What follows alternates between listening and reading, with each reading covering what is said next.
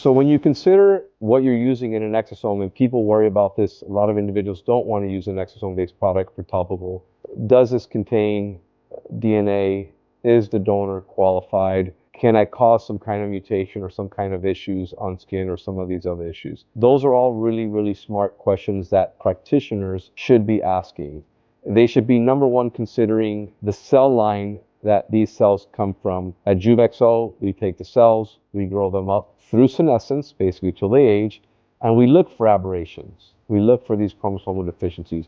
Believe it or not, there's many cell lines when we first trying to produce a product, they came up with aberrations. You have to go back to the donor and say, there's an issue with, in the context of ours, umbilical cord, the baby, with the mom, with the dad, there's a carrier there and there's an issue there.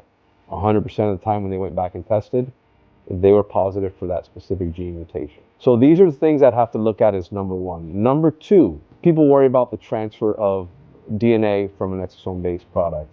You have to look at this in the context is, it's not that simple. Cells have to be basically dividing simultaneously while they're dividing. You basically need to have some kind of a fusion and integration of that message, and then replication has to occur. Three, what type of testing, how was it produced as far as microbial testing, mycoplasma testing, the donors, viral testing, bacterial testing, what else is in that product, what maintains it. The neat thing about JuveXO, it has a strong antimicrobial, part of the family of antimicrobials that we have naturally occurring in our body, one of the peptides being LL37. And then look at lot-to-lot consistency, because I hear many people talk about, I treated 2 people with the same exact thing, one of that it helped, the other one it didn't help. A lot of times take a look at the product.